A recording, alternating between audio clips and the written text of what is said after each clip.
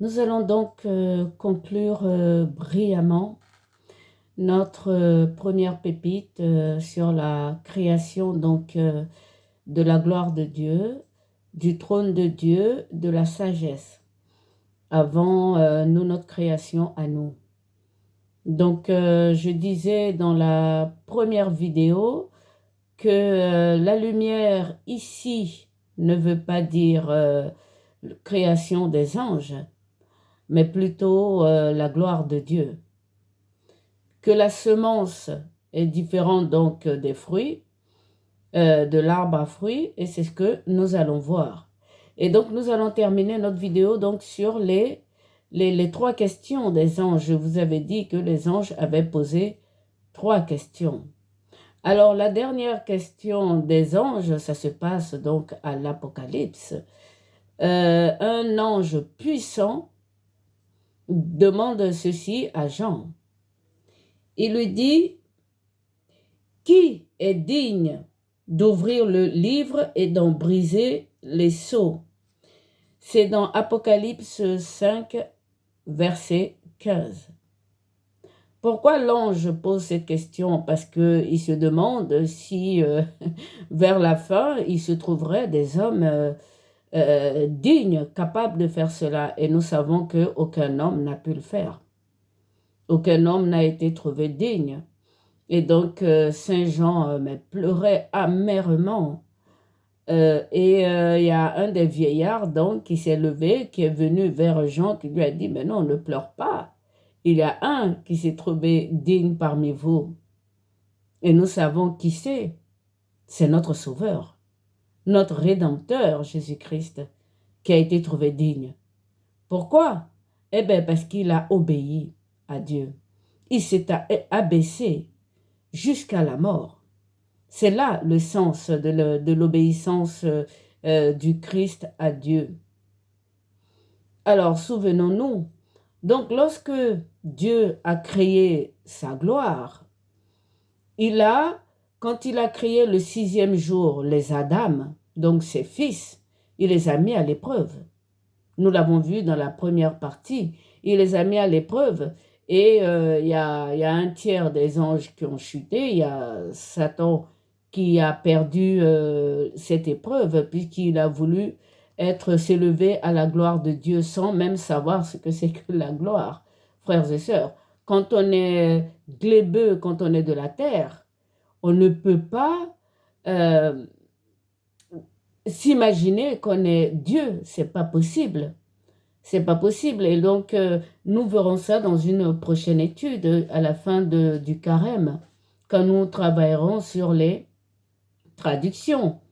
Donc, lorsque Jésus-Christ dit à juste titre, mon Père est plus grand que moi, il parlait justement de cette gloire de Dieu.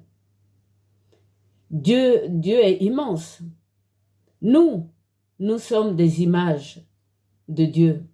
Nous sommes faits à la ressemblance de Dieu. Dieu ne se fait pas image. Dieu se donne à nous en partage. Vous voyez, donc le Fils qui est la parole, il connaît bien son Père. Et nous sommes des images. Et justement, par rapport à images, je vais vous lire dans le livre de Tobie, j'ai parlé de Raphaël. Et donc, Raphaël était dans le livre de Tobie, et Tobie, c'est le père et le fils Tobias qui a marché avec l'ange Raphaël. Et je vous lis ce qu'il dit dans Tobie 12, verset 18. Il dit ceci, « Moi, j'ai été avec vous, ce n'était pas bonté de ma part. Je suis allé avec vous, mais je suivais les ordres de Dieu. Louez Dieu chaque jour, offrez-lui vos chants. » Il continue en disant, « Je ne mangeais rien. » Il ne mangeait pas. Et pourtant, Tobias et Tobie, son père, pensaient que l'ange mangeait. Raphaël leur dit, « Je ne mangeais rien. Vous me voyez manger, c'était une image que vous regardiez. » Donc, quand je vous parlais dans la première partie, vous disant que l'homme aujourd'hui crée des images, et donc il faut absolument que la Bible soit retraduite ou que les personnes sachent aujourd'hui que nous sommes des images à la ressemblance de Dieu, mais que nous ne sommes pas Dieu. Et c'est l'épreuve à laquelle est tombé Satan. Il a refusé d'adorer le Fils qui est dans la gloire de Dieu, qui était la parole de Dieu, et que Dieu a fait le ciel pour qu'il s'asseye. Il a voulu monter à la montagne du rendez-vous. Le Fils est dans la bouche de Dieu, donc le Fils connaît le Père. Le Père est immense. Le Père, Dieu, c'est tout en même temps. Donc si tu ne connais pas Dieu, toi, tu es une créature, un glébeux, tu ne peux pas être à la place de Dieu. Tu ne peux pas égaler Dieu, c'est pas possible. Et donc, vous voyez pourquoi la Bible aujourd'hui, il faut parler de la retraduction, des traductions de la Bible. Parce que plus le temps passe, plus, frères et sœurs, nous comprenons mieux Dieu. Et c'est ce qu'il veut, que nous le connaissions, mais petit à petit. Aujourd'hui que les hommes ont fait des images, ils sont capables de comprendre cette parole de Dieu qui dit « Faisons l'homme à notre image, à notre ressemblance, frères et sœurs. » Les hommes ne sont pas Dieu. Il y en a beaucoup qui pensent qu'ils sont Dieu. Eh bien, ils font la même erreur que Satan a fait. Mais je continue notre étude parce que nous, notre cas ici, ce n'était pas de travailler sur cette partie, nous en reviendrons. Mais là, c'était pour travailler sur la pépite, donc la création de la gloire de Dieu. Et donc, je disais dans la précédente vidéo, toujours, pour préciser, puisque nous sommes dans la conclusion, que chaque ciel, Dieu est présent partout. Donc, vous imaginez s'il y a 7 ciels ou je ne sais pas autant de ciels qui peuvent exister, à chaque niveau, Dieu est présent. Et je vous ai dit que nous, dans notre niveau, il est là comme dans la solitude, puisque sa gloire n'est pas éclairée. Donc, la première partie de la création, lorsqu'il dit lumière, il éclaire sa gloire, sa sagesse. Et nous, il est avec nous. Mais aussi, comme le dragon a chuté, les bêtes ont chuté, eux aussi, ils sont avec nous. Mais comme ils n'ont pas de peau, ils sont dans ce qu'on appelle les ténèbres, donc le mensonge. Ils sont dans le mensonge, pourquoi? Parce que quand les hommes qui font la sorcellerie utilisent les pouvoirs de Satan et de tous ces dragons et autres bêtes qui ont chuté, ils n'ont pas la gloire quand ils vont de l'autre côté, dans l'autre monde, dans le monde spirituel. Donc, vous voyez qu'il y a deux différences de monde spirituel. Donc, il y a le monde spirituel, le trône de Dieu qui est éclairé de sa sagesse et de sa lumière qu'il a créé le premier jour. Et il y a le monde des ténèbres, dans lequel il n'y a pas la lumière de Dieu. Donc, vous voyez pourquoi je dis que la sorcellerie est dans le monde des ténèbres, le monde des mensonges. Donc, à chaque fois, ces trois termes, il va falloir qu'on le sache. Dès qu'on entend lumière, ça veut dire vérité. Il ne faut pas voir la lumière de Dieu comme le soleil, les étoiles et la lune. Non. La semence aussi, la semence, ce n'est pas un fruit ordinaire. Je veux dire que l'arbre de la semence donne semence, c'est-à-dire donne vie. L'arbre du fruit, comme les pommiers, les manguiers, eux, ils donnent des fruits qui nous aident à vivre ou à nous maintenir, mais ce n'est pas eux qui nous donnent la vie ou qui ajoutent quelque chose à notre vie. C'est très important. Et là, du coup, je vais vous lire l'Apocalypse 22, verset 2. il est dit, au milieu de la place de la ville et des deux bras du fleuve, il y a toujours de l'eau, pour ceux qui me suivent sur les précédentes vidéos, un arbre de vie, fructifiant 12 fois chaque mois, il rend ses fruits et les feuilles guérissent les nations. Vous voyez que là, il y a une semence de guérison et une semence de vie éternelle. Donc c'est ça, la semence. Nous mangeons toujours des pommes. Un malade, il peut manger des pommes, il peut manger des mangues, il ne guérira pas.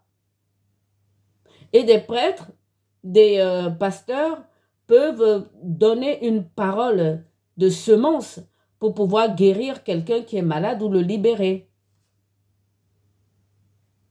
Et maintenant, parlons de la gloire de Dieu. Donc, quand on parle de la gloire de Dieu, il y a cette lumière du premier jour de la création. Donc, c'est la vérité, la sagesse. Et donc, les ténèbres qui sont mensonges, il n'y a pas la lumière de Dieu. Ce sont ceux qui ont chuté. Et donc, je continue, je vais aussi donner encore une référence que je n'ai pas donnée dans la première vidéo. C'est 2 Rois 6, verset 17. Donc, il s'agissait d'Élisée qui pria l'Éternel, qui lui dit, « Ouvre les yeux de mon serviteur Géasi, ça y est, pour qu'il voie. » Et l'Éternel ouvrit les yeux du serviteur qui vit la montagne pleine de chevaux et de chars de feu autour d'Élysée. Et vous voyez, la montagne est là, la montagne du rendez-vous. La montagne que voulait monter l'adversaire. Il ne connaissait pas Dieu. Et donc, là, non, quand on nous ouvre les yeux, on peut voir ça. Donc, ça veut dire que la gloire de Dieu est là. Mais si nous ne le voyons pas, c'est parce que nous avons la peau sur nous. Les sorciers quittent leur peau, mais ils ne vont pas dans la gloire de Dieu, sinon ça voudrait dire qu'ils sont ressuscités. Il faut qu'ils sortent, ils se vident de leur sang, comme Jésus-Christ l'a fait sur la croix, c'est-à-dire mourir. Il faut que les hommes meurent pour quitter ce monde, pour rentrer dans l'autre monde. Mais à beaucoup de saints, comme par exemple Élisée ici et Géasi, ils n'étaient pas morts, ils n'ont pas ils n'ont pas quitté leur peau, ils n'ont pas versé leur sang, mais Dieu a ouvert leurs yeux pour qu'ils puissent voir la montagne, c'est-à-dire que c'était par la prière.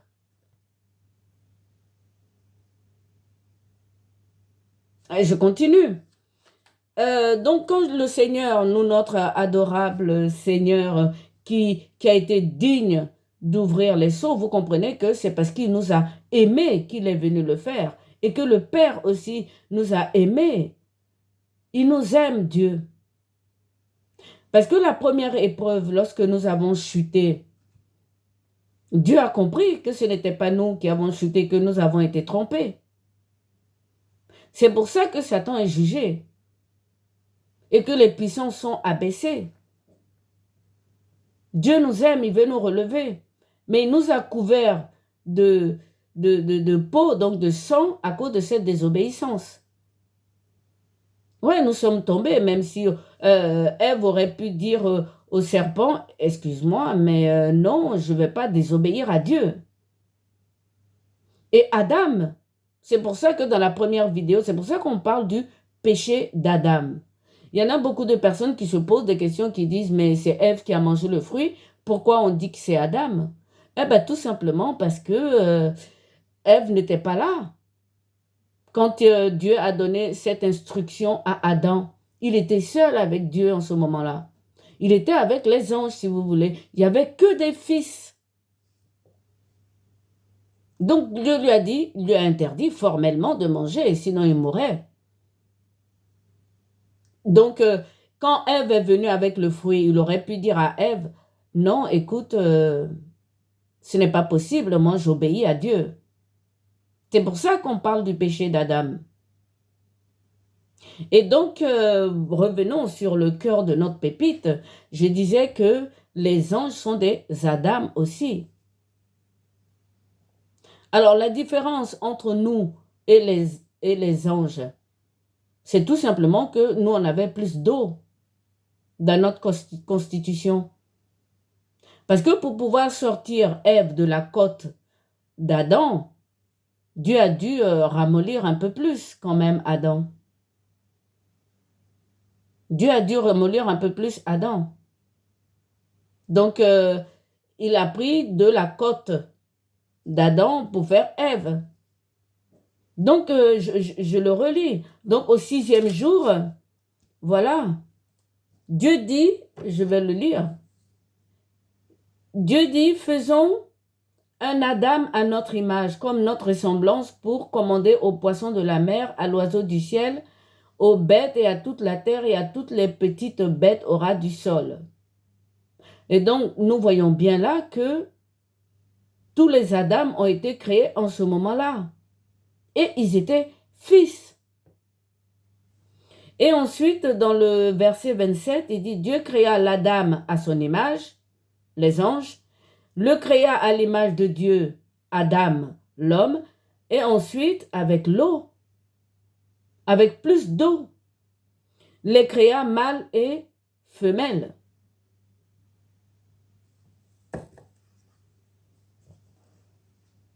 Donc, l'épreuve de notre vie que nous menons aujourd'hui, il y a nos péchés, certainement, j'en parlerai, mais il y a aussi toujours nos ennemis qui nous fatiguent et ça n'a rien à voir avec nos propres péchés.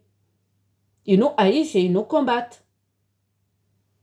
Mais Dieu considère ça comme des épreuves parce que nous avons désobéi. Et aujourd'hui, comme je le disais dans la première vidéo, nous sommes appelés à l'obéissance. C'est ça, la conversion. À l'obéissance de la foi. Puisque la 3e question de l'ange, aucun de nous ne s'est trouvé digne pour briser les sceaux.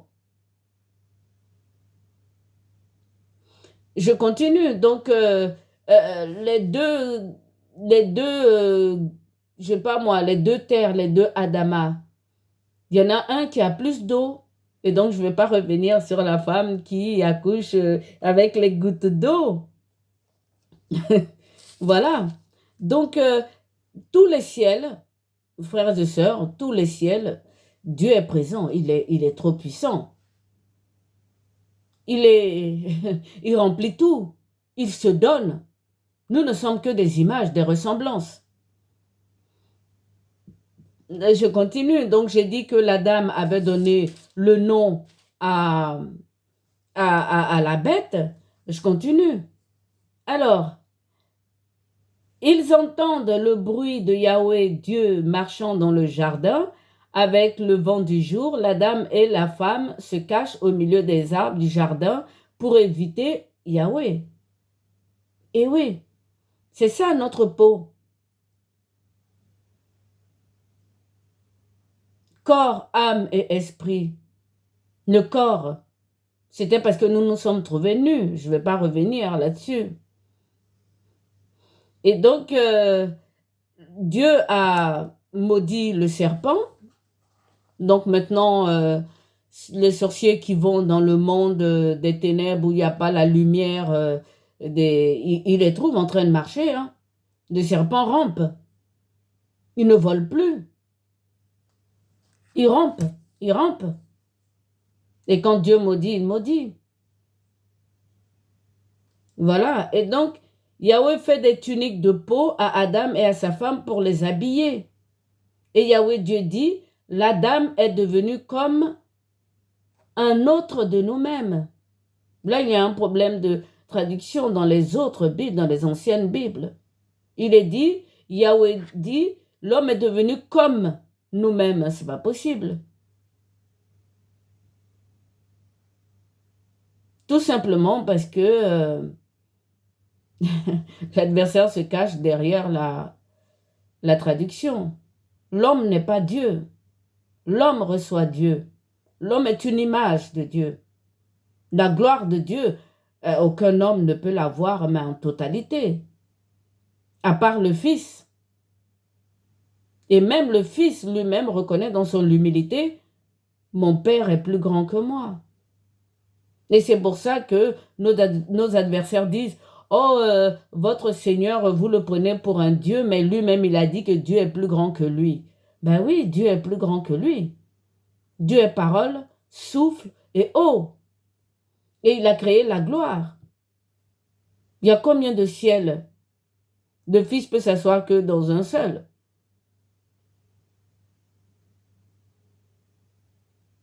Voilà.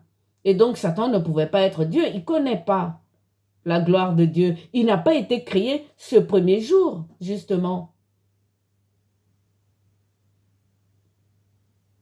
Vous voyez? Si vous faites la différence entre le premier jour de création, là, que Dieu a créé la sagesse, Dieu a créé sa gloire, Dieu est sorti de sa solitude pour se faire connaître de ses enfants, de tous ses enfants. Nous avons vu que Élisée et Géasi l'avaient vu et beaucoup d'autres. Moïse l'a vu. Dieu, face à face. Et ça fera partie de nos pépites. Il l'a vu. Face à face. Donc il a vu la gloire de Dieu. La montagne était en feu. La lumière, mais incroyable. La montagne tremblait. Les Hébreux ont dit, non, non, non, on veut un roi, on ne peut pas entendre Dieu, c'est pas possible. Et donc, comment Satan peut s'élever pour dire, je veux m'asseoir sur le trône de Dieu? C'est le trône du Fils. Et donc, je disais qu'Ézéchiel, tous ceux qui sont montés là-haut, c'est le Fils qu'ils ont vu. Jésus, notre Seigneur. Il faut vraiment craindre Jésus-Christ de Nazareth. Il faut le craindre parce qu'il nous a trop aimés.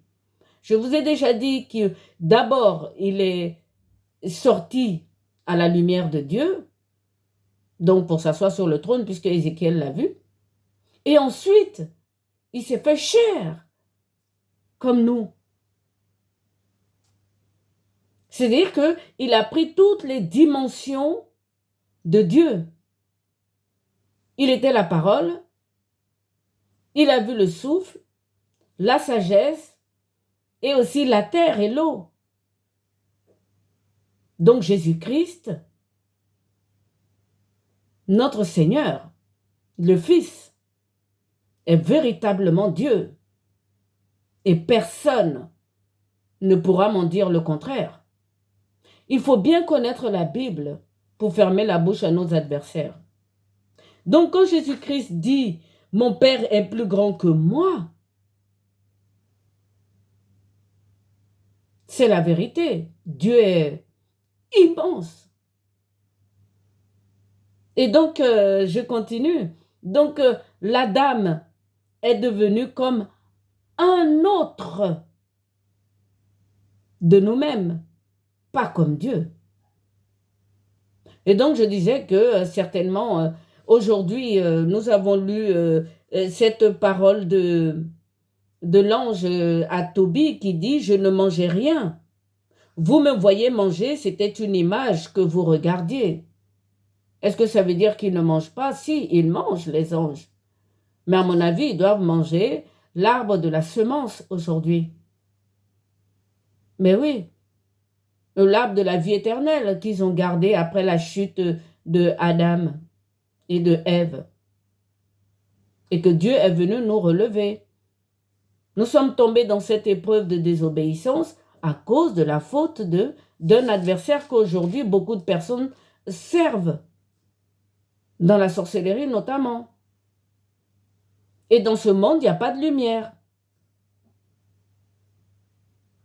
Voilà, frères et sœurs, ce que je voulais, pour terminer notre pépite, faire une conclusion en mettant les références de la Bible. Voilà, maintenant je vais lire en dernier Matthieu 13, verset 41. par rapport à la question de l'ange. Jésus-Christ dit, comme l'ivraie est récoltée et brûlée, ainsi fera-t-on quand tous les temps prendront fin. Alors le Fils de l'homme enverra ses anges, ses messagers donc, du règne, ils extirperont toute erreur. Vous avez vu? Et tous ceux qui vont à l'encontre de l'enseignement. C'est très important. Ils les précipiteront dans les flammes d'une fournaise où ne sont que plaintes et grincements de dents.